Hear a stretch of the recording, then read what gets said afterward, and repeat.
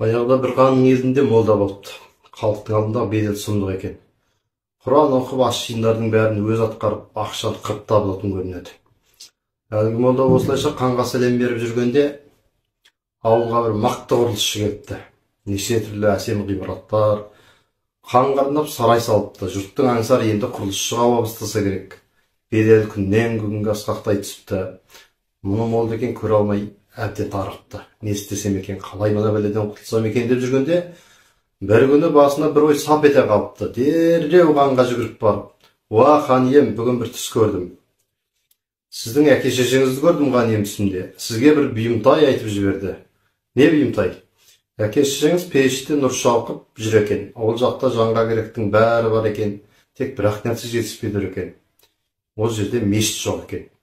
Соған сізге мешіт салып берсе деген сәлемдемесін айтты. Ауылға атақты құрылысшыны жіберсін деді." "Оны қалай жібереміз? Оның амалын ойластырып қойдым хан ием.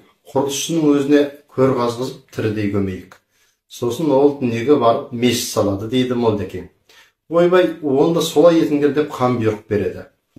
Хан жарлық екетілсін бе? Осылай құрылысшыны шақырып алып, өзіне жаңағы жерін қазғызып жатқызыпты. Құрылысшы жер қазып өтіп қу болса керек, қарсы бір қабырғасына ешкімге байқатпай шығатын бір есік салып кетті дейді.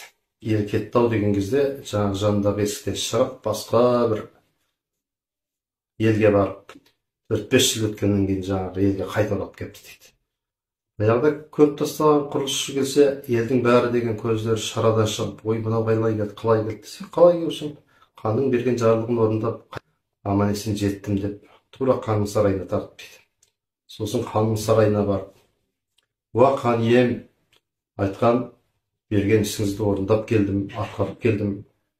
Әке шешеңіздің жағдай жақсы екен, мешітті айтқандай қылып салып бердім.